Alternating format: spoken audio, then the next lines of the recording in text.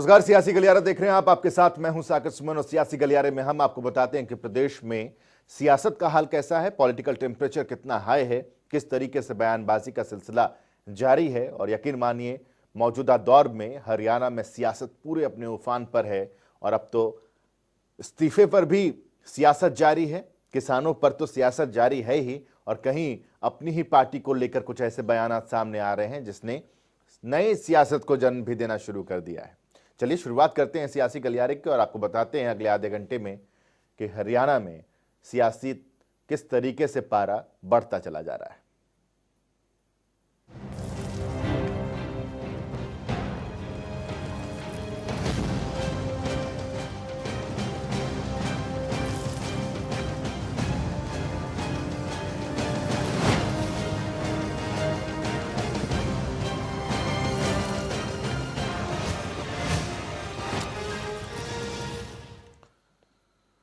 चलिए आज अपनी इस पेशकश में सबसे पहले जिस रिपोर्ट से हम रूबरू कराने वाले हैं उसमें दरअसल मसला ये है कि सुप्रीम कोर्ट ने कमेटी गठित की तो किसानों ने उस कमेटी को नामंजूर कर दिया और अब इन सब के बीच बयानबाजियां तेज हो गई हैं। विपक्ष कमेटी पर सवाल उठा रहा है तो सरकार इस फैसले को किसानों के हक में बता रही है। विपक्ष ये कह रहा है कि किसान जिस तरीके से इस कमेटी के खिलाफ हैं वो बिल्कुल सही है। सत्ता पक्ष ये कह रही है कि इस कमेटी के जरिए रास्ता निकल सकता है क्योंकि कमेटी सुप्रीम कोर्ट की तरफ से गठित की गई है। अब सुप्रीम कोर्ट की तरफ से गठित की गई कमेटी पर भी सवाल उठने लग गए हैं, किसानों की तरफ से भी और विपक्ष की तरफ से भी।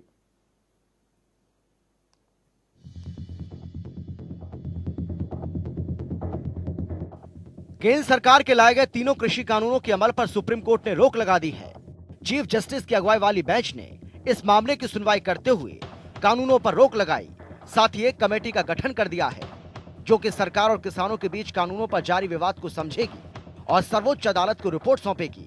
लेकिन किसानों ने भी ऐलान कर दिया है कि उन्हें कमेटी नामंजूर है। वहीं हरियाणा के मुख्यमंत्री मनोहर लाल ने सुप्रीम कोर्ट के फैसले का स्वागत करते हुए कहा था कि कोर्ट ने कृषि कानूनों पर स्टे लगाया है, वो फैसला सर्वमान्य है। ऐसे में किसानों को अपना आंदोलन खत्म कर देना चाहिए और अपने घर वापस लौट जाना चाहिए। सुप्रीम कोर्ट ने स्टे लगाया है, कमेटी बनाई है, एक समय तय किया गया है और किसान बंधु हमारे जो आंदोलन कर रहे हैं वो उस एजिटेशन को इस समय स्थगित करके अपने अपने घरों को लौटेंगे, ऐसा एक विश्वास व्यक्त किया गया है। सिर्फ सीएम ने ही इस मसले पर बयान नहीं दिया।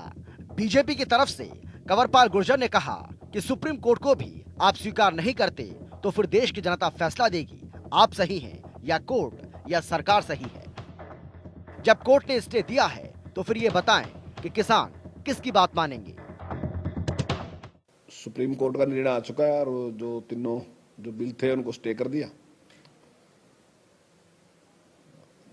जैसा कोर्ट का आदेश है हम उसका पालन करेंगे और मैं समझता हूं कि इसमें अब जो किसान भी वहां धरने पे थे तो जो उनकी डिमांड थी वो सुप्रीम कोर्ट ने जिस प्रकार से मान ली तो मैं समझता हूं उनको भी इसको स्थगित कर देना चाहिए। बीजेपी ने सुप्रीम कोर्ट के फैसले को सही ठहराया तो विपक्षी नेताओं ने कमेटी को आड़े हाथों लिया। पहले तो भूपेंद्र सिंह हुड्डा ने कहा था कि जब ऑर्डर को पढ़ लेंगे तो उसके बाद कुछ भूलेंगे। बात कहने से पहले सरकार सुप्रीम कोर्ट को ऑर्डर देगी, लेकिन जो किसानों की जहाँ तक सवाल है उनकी मांग है, उनकी बिल्कुल जायज मांग है और सरकार को स्वयं जो है ये वापस लेने चाहिए क्योंकि ये किसान के हित में नहीं है जो कानून। कोर्ट के फैसले के 24 घंटे के बाद जब भूपेंद्र सिंह हुड्डा से दोबारा पूछा गया तो उन्होंने कह दिया कि सुप्रीम कोर्ट तो सुप्रीम कोर्ट है, लेकिन जो कमेटी बनी और कमेटी में सदस्य हैं वो पहले ही कृषि कानूनों के हित में बात करते आए हैं। यही वजह है कि किसानों को वो कमेटी मंजूर नहीं है। सुप्रीम कोर्ट ही होता है, लेकिन जो कमेटी के सदस्य बनाए हैं 2-4 उनका तो व्यूज पहले ही पता है। अच्छा, क्योंकि उनके तो लेख आ चुके हैं अपने अखबारों में। नेगेटिव नहीं, उन्होंने तो कहा भी ये जो कानून है इनके फेवर के हैं, तो बात तो ये है ना। फिर इसी बात से तो ये किसान मना करें वहाँ कमेटी में जाने के लिए। गुलाटी जी का, मान का, महाराष्ट्र वालों को, इन सबके बयान आ चुके हैं। हुड्डा सिर्फ अकेले नहीं हैं जो कमेटी पर सरकार का घेराव कर रहे थे। कांग्रेस महासचिव रणदीप सिंह सुरजेवाला भी इस फहरिस्त में शामिल हैं। उन्होंने भी कह दिया कि सुप्रीम कोर्ट से सभी को उम्मीदें थी, लेकिन जो कमेटी बनी उनके सभी सदस्य पहले से ही कानूनों के समर्थक हैं। ऐसे में किसानों को न्याय मिलेगा तो कैसे? सुप्रीम कोर्ट से बहुत उम्मीद पूरे देश को है और थी, परंतु सुप्रीम कोर्ट ने भी जो चारों सदस्य तो पहले ही मोदी जी के कानूनों के समर्थक हैं, वो तो इन काले कानूनों के पक्षधर हैं। ऐसी कमेटी के सदस्य क्या न्याय करेंगे? ये किसान ही जवान पैदा करते हैं। इन्हीं किसानों के बेटा और बेटी पुलिस में, पैरामिलिट्री में और मिलिट्री फौज के अंदर देश की रक्षा करते हैं। परंतु प्रधानमंत्री जी, इतने अहंकारी मत बनिए, ये अहंकार टूटेगा जरूर। कृषि कानूनों की लड़ाई सुप्रीम कोर्ट पहुंची तो देश की सर्वोच्च अदालत ने इसमें दखल दिया और कमेटी बना दी। अब किसानों को कमेटी भी नामंजूर है। किसान ऐलान कर चुके हैं कि वो कमेटी की बात नहीं मानेंगे। ऐसे में सवाल यही है कि गतिरोध रुकेगा तो रुकेगा कैसे? ब्यूरो रिपोर्ट, जनता टीवी।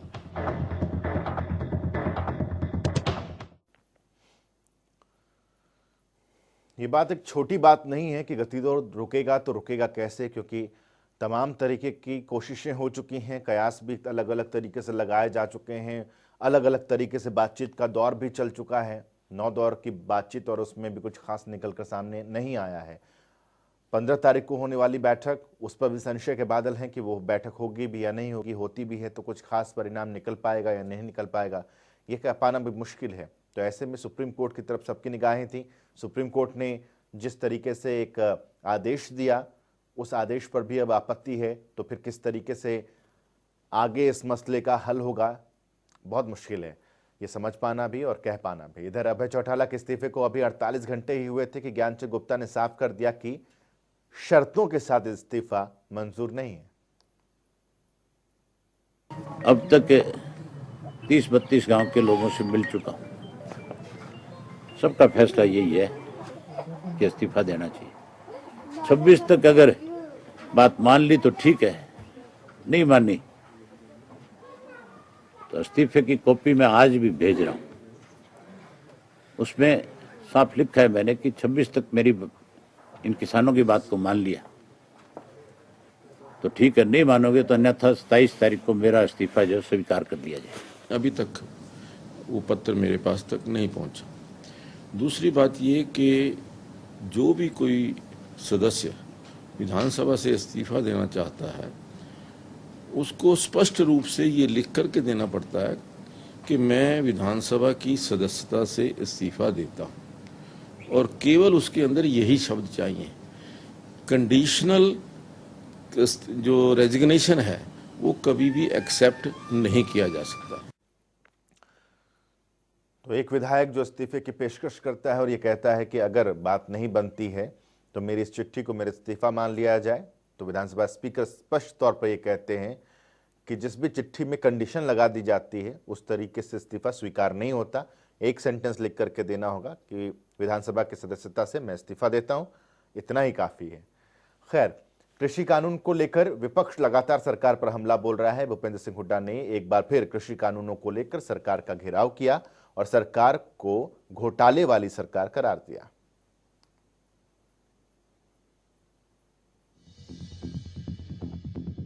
कृषि कानून और किसानों का आंदोलन इस वक्त हरियाणा की सियासत में भूचाल लाया हुआ है।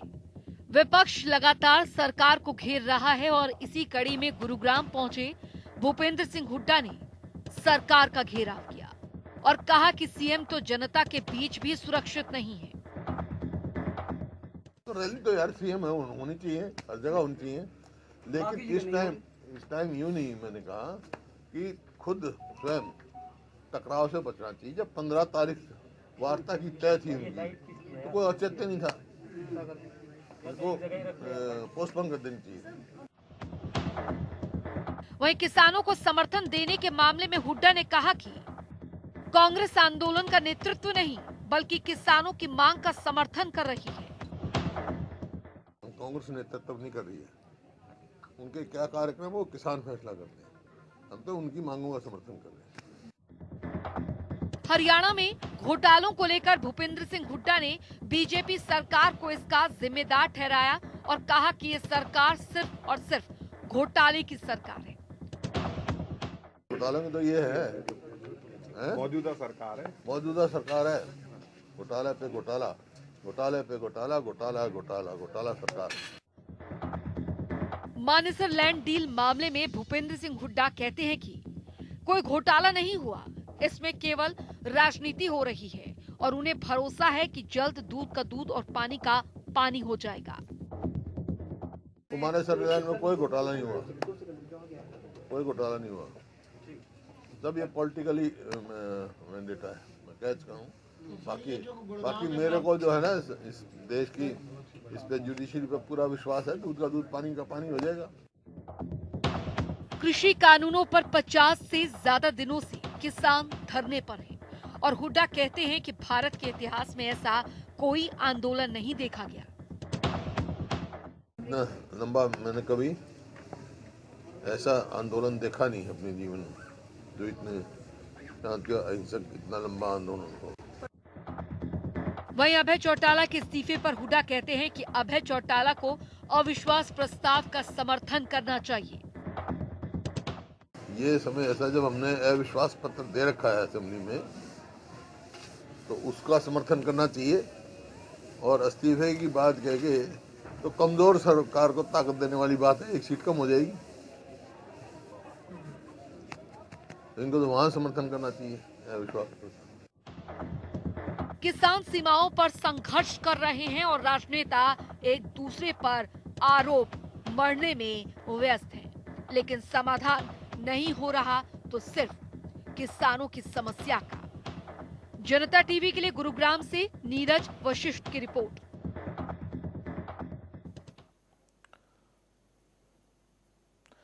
इधर सिरसा में अभय चौटाला ने किसानों के हक में आवाज बुलंद करते हुए सरकार पर हमला बोला और साथ ही जेजेपी को भी आड़े हाथों लिया। इस रिपोर्ट में देखिए।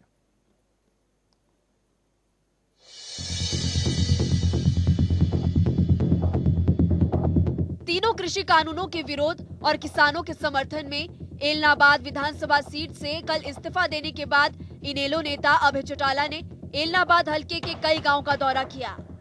इस मौके पर अभय चौटाला ने अपने ही परिवार वालों के लोगों को आड़े हाथों लिया। अभय चौटाला ने अपने बड़े भाई और जेजेपी राष्ट्रीय अध्यक्ष अजय चौटाला और उनके परिवार वालों पर जमकर हल्ला बोला। उन्होंने कहा कि अजय चौटाला के दोनों बेटे दुष्यंत चौटाला और दिग्विजय चौटाला में दम है तो उनके सामने एलनाबाद सीट से चुनाव लड़कर देख ले। अजय सिंह से कहना कि मौका है, तुम कह रहे थे एलनाबाद के अंदर अभय सिंह के खिलाफ हम जाते तो वो जीत के नहीं जाता। मैंने उस वक्त भी कहा था कि मैं रिजाइन कर दूं, ये उचाना से रिजाइन कर। उचाना वालों ने तो रिजाइन ले ही रखे, बढ़ने ही नहीं देते। अपने छोरे को चुनाव लड़ा ले। अजय सिंह को तो कोर्ट की पाबंदी है, लड़ नहीं सकता।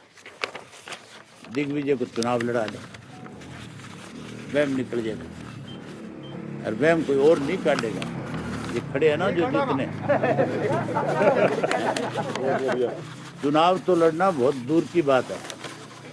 हल्के के किसी गांव के चौक में आके जलसा करके दिखा दे मुझे। साथ ही अभय चौटाला ने कहा कि केंद्र और हरियाणा सरकार किसानों पर जितने अत्याचार कर ले, लेकिन ये तीनों कृषि कानून हर हालत में रद्द होंगे। किसानों की एकजुटता के आगे सरकार को नतमस्तक होना पड़ेगा। 100 का 100% केंद्र की सरकार को किसान की बात को मानना पड़ेगा और ये कृषि के काले कानून जो खत्म होंगे। ये जो लिंगर ऑन कर रहे हैं ना, इसको ये चाहते हैं कि इस बहाने से किसान परेशान हो जाएगा, किसान यहाँ से खड़ा होकर के चला जाएगा।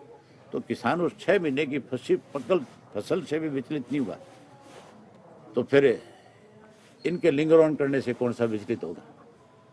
किसान की संख्या बढ़ेगी और केंद्र की सरकार को किसान की बात माननी पड़ेगी। अभय चौटाला ने किसानों के समर्थन में विधानसभा अध्यक्ष को पत्र लिखकर पहले ही इस्तीफे का ऐलान कर दिया है और कह दिया कि वो किसानों के साथ है और ऐसे में अब अभय चौटाला के वार और तीखे होते जा रहे हैं। जनता टीवी के लिए सिरसा से नंद सैटी की रिपोर्ट। इधर गृह मंत्री से हुई मुख्यमंत्री और उप मुख्यमंत्री समेत तमाम नेताओं की मुलाकात की जानकारी कंवरपाल गुर्जर ने दी। साथ ही कैमला गांव की घटना पर बयान भी उन्होंने दिया और बताया कि आगे अभी बीजेपी कोई कार्यक्रम नहीं करने वाली है, क्योंकि अमित शाह से मुलाकात के बाद ये दिशा निर्देश मिले हैं, ये सुझाव दिया गया है कि अभी फिलहाल जो सरकार की तरफ से कार्यक्रम किए जा रहे थे किसानों के मार्फत, उनको रोक दिया जाए।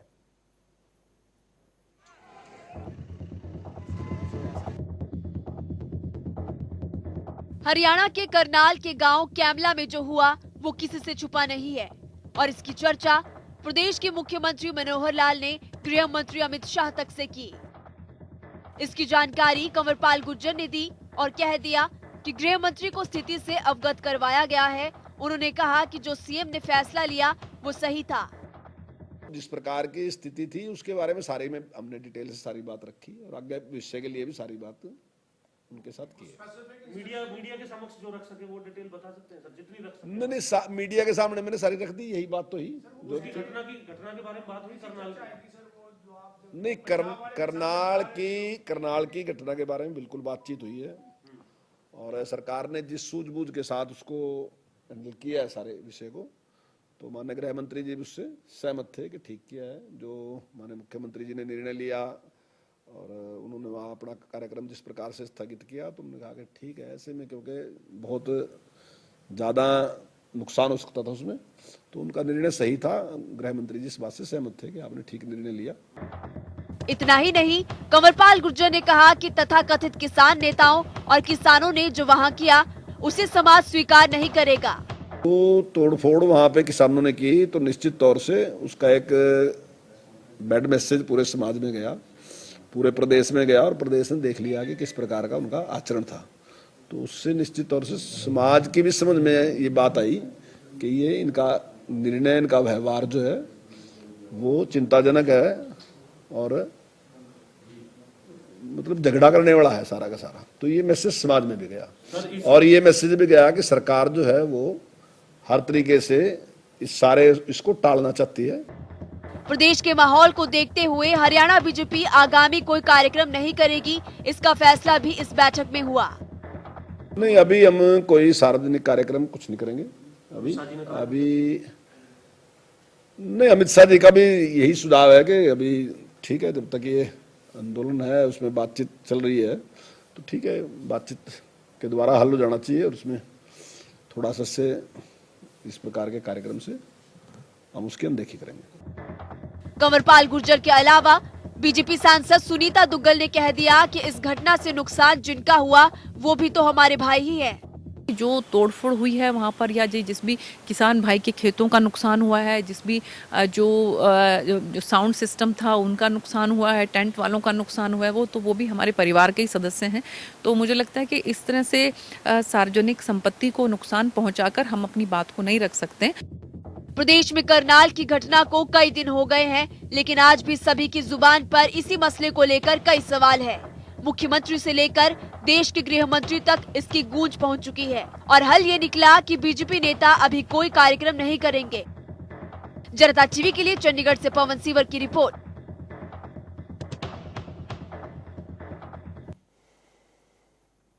कांग्रेस में पिछले कई सालों से संगठन में विस्तार नहीं हुआ है, लेकिन इसको लेकर भूपेंद्र सिंह हुड्डा का एक बयान किस ओर इशारा कर रहा है, समझने वाली बात है। और इसे समझने के लिए हमारी इस रिपोर्ट को देखिए और साथ ही कुछ बयान भी सुनिए जो कुछ दिन पहले कुमारी सैलजा की तरफ से आया था संगठन को लेकर, और अब भूपेंद्र सिंह हुड्डा का बयान सामने आया है संगठन को लेकर। संगठन विस्तार पर क्या बोल गए हुड्डा? संगठन विस्तार पर किसे सलाह दे रहे हुड्डा? क्या चुभेंगे सैलजा को हुड्डा के बोल?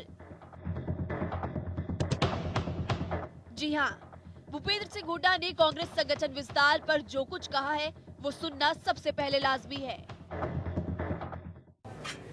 हुड्डा साहब, कुछ संगठन की बात करें जी। आप बड़े सीनियर नेता हैं जी कांग्रेस के। कब तक ये डिस्ट्रिक्ट प्रधानों को लटका के रखेंगे जी? कोई स्कीम है लटकाने की? बनाएंगे, तो बनना चाहिए। 6 साल हो गया ना, ब्लॉक का संगठन है ना, जिले का संगठन है। कितना प्रेशर मान रहे हो जी आप पार्टी के युवा कार्यकर्ताओं का कि जल्दी बने? नहीं, मैं तो इस बात का हक्का हूँ, जल्दी बनना चाहिए। हाँ। और सही आदमी को आगे लाना चाहिए। सवाल था संगठन विस्तार का, जवाब आया कि हाँ जरूर होना चाहिए, सही आदमी को आगे आना चाहिए। लेकिन नेता प्रतिपक्ष भूपेंद्र सिंह हुड्डा कांग्रेस में संगठन विस्तार न होने के लिए कई मर्तबा कांग्रेस के पूर्व अध्यक्ष अशोक तंवर को जिम्मेदार ठहरा चुके हैं। लेकिन मसला ये है कि इस वक्त तंवर कांग्रेस में नहीं है, वो बहुत पहले पार्टी को अलविदा कह चुके हैं और इस वक्त हरियाणा कांग्रेस की प्रदेश अध्यक्ष कुमारी सैलजा है और हरियाणा में कांग्रेस संगठन का विस्तार उन्हीं के हाथों में है। अब ऐसे में संगठन विस्तार पर हुड्डा के बयान के कई मायने निकलते हैं और उनमें से एक ये है कि संगठन विस्तार न होने से क्या प्रदेश में कांग्रेस कमजोर पड़ रही है या आने वाले वक्त और चुनावों में कांग्रेस को वक्त रहते संगठन विस्तार न करना महंगा पड़ सकता है। इन सब बातों को जानने और समझने के लिए एक बार फिर भूपेंद्र सिंह हुड्डा के बयान को सुनिए। हुड्डा साहब, कुछ संगठन की बात करें जी, आप बड़े सीनियर नेता हैं जी कांग्रेस के। कब तक ये डिस्ट्रिक्ट प्रधानों को लटका के रखेंगे जी? कोई स्कीम है लटकाने की? बनाएंगे, तो बनना चाहिए। 6 साल हो गया ना, ब्लॉक का संगठन है ना, जिले का संगठन है। कितना प्रेशर मान रहे हो जी आप पार्टी के युवा कार्यकर्ताओं का कि जल्दी बने? नहीं, मैं तो इस बात का हूँ, जल्दी बनना चाहिए। हाँ। और सही आदमी को आगे लाना चाहिए। जैसे ही हुड्डा का ये बयान सामने आया तो जनता टीवी ने अपनी लाइब्रेरी को खंगालते हुए प्रदेश अध्यक्ष कुमारी सैलजा का वो जवाब निकाला जो हमारे संवाददाता पवन सिवर ने 28 दिसंबर को उनसे पूछा था। संगठन विस्तार के इस सवाल पर सैलजा ने कहा था कि हमारा एक एक कार्यकर्ता किसी ओहदे का मोहताज नहीं है, संगठन बनना है और जल्द हम संगठन बनाएंगे। सवाल है आपसे, हरियाणा कांग्रेस के संगठन को आप कब तक पूरा तरह से तैयार कर लेंगे? क्योंकि संगठन की नियुक्तियां आपकी पेंडिंग होने की वजह से कहीं ना कहीं संगठन जो है वो खड़ा नहीं हो पाया है। देखो, संगठन एक बात है, लेकिन हमारा एक एक कार्यकर्ता किसी ओहदे का मोहताज नहीं है। जिस तरह से हमारे कार्यकर्ता काम कर रहे हैं वो काम करते रहेंगे। संगठन बनाना है, हमने जल्द संगठन बनाएंगे और हम लोगों को उचित जिम्मेवारी देंगे। हुड्डा पक्ष में है कि कांग्रेस के संगठन का विस्तार होना चाहिए, लेकिन राजनीति में हर बयान के अपने अलग ही मायने होते हैं। अब ये इशारा है या सलाह है, ये सुनने वालों को तय करना है। जनता टीवी के लिए गुरुग्राम से नीरज वशिष्ठ की रिपोर्ट।